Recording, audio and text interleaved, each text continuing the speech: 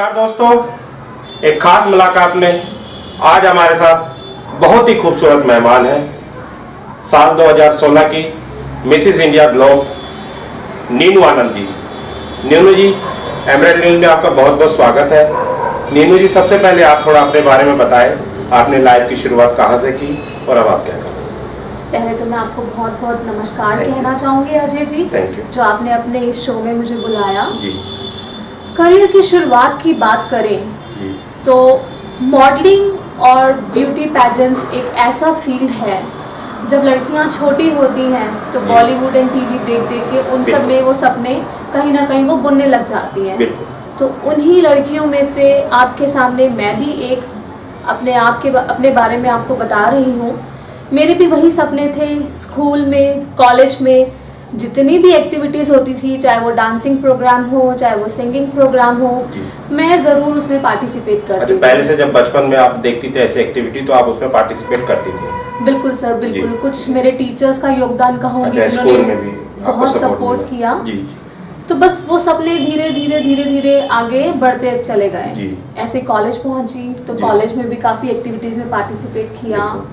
तब भी न्यूज़पेपर और मीडिया में काफ़ी नाम आया कि हाँ, नीनू जी ने इस एक्टिविटी में पार्टिसिपेट किया है। अगर हम देखें तो स्कूल टाइम से ही आपको इंटरेस्ट था? बिल्कुल, स्कूल टाइम से ही इंटरेस्ट था इस फील्ड में।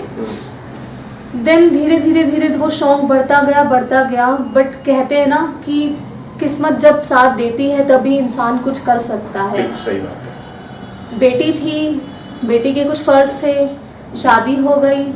देन उसके बाद परिवार के कुछ फर्ज हुए। परिवार में परिवार वालों का बहुत योगदान रहा। पति का, मैं अपने हस्बैंड का मैं बिजनेस संभालने लग गई। उन्होंने मुझे बोला कि घर में महिलाओं को बैठना नहीं चाहिए, अगर आप में काबिलियत है, आप इतने एजुकेटेड हैं, तो आप मेरा बिजनेस संभालिए। तो उनका बहुत प्रोत्साहन रहा।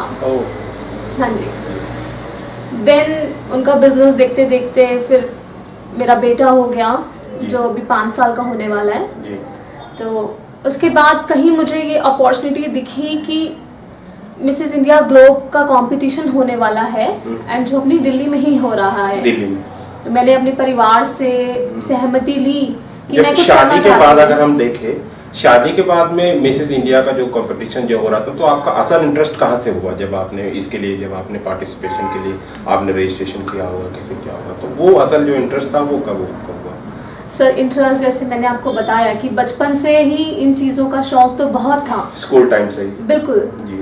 बट जैसे ही एक अपॉर्चुनिटी दिखी कि मैं भी कुछ कर सकती हूँ, मेरे में भी टैलेंट है कि मैं दुनिया के सामने अपने आप को प्रेजेंट कर सकती हूँ और ये टाइटल जरूर जीत सकती हूँ, तो वही फिर बात हुई। मेरे परिवार ने पूरा साथ दिया, फैमिली का सपोर्ट आपको पूरा? बिल्कुल, पूरा फैमिली के सपोर्ट के बिना हम कुछ नहीं कर सकते।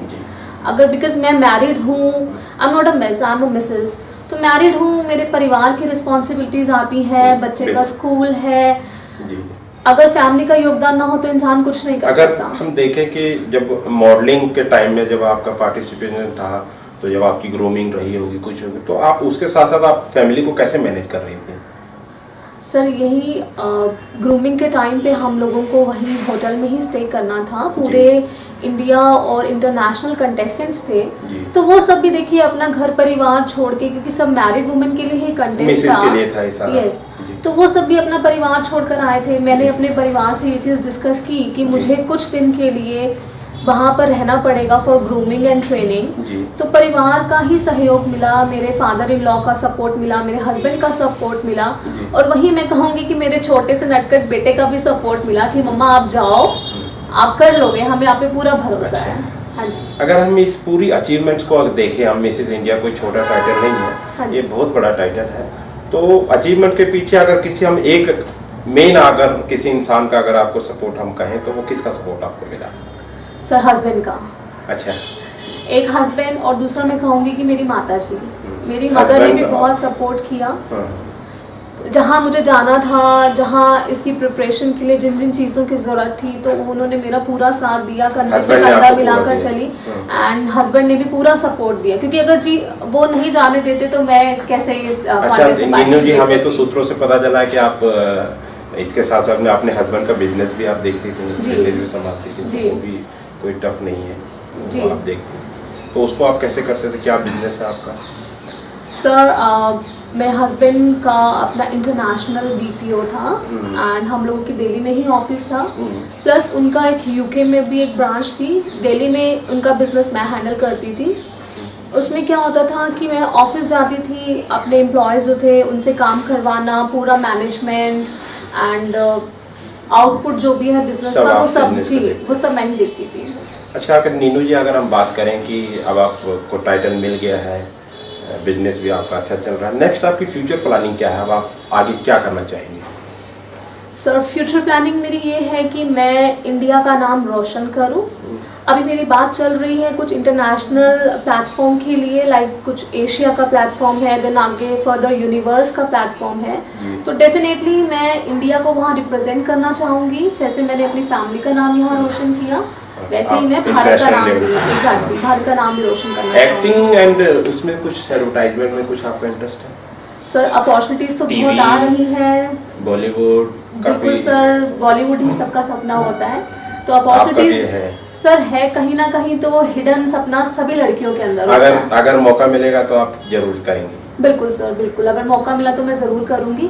बट कोशिश मेरी यही रहेगी कि जितना मैं अपने सामर्थ्य के अकॉर्डिंग काम कर सकूँ, फैमिली को ध्यान देते हुए, सर मैं वैसा काम करना चाहूँगी। चाहे वो बॉलीवुड हो, चाहे वो टीवी हो, जिसमें मेरे परिवार की खुशी हो, मैं डेफिनेटली वो काम करूँगी। आपसे एक खास पूछना चाहेंगे, एक खास सवाल कि जिस समय आप ब्यूटी कॉन्टेस्ट में थी तो आप अपने ब्यूटी को कैसे आप मेंटेन रखती थी, ब्यूटी एंड बॉडी, तभी जाके वहाँ पे जो क्राउन जो होता है वो सारा उसी पे दौरान उसमें होता है, तो आप कैसे उसको मेंटेन करते थे? जी सर, ये एक अच्छा क्वेश्चन है। मेरा मानना यही है कि आजकल सभी फीमेल्स को अपनी बॉडी के ऊपर, अपनी ब्यूटी के ऊपर पूरा ध्यान देना चाहिए।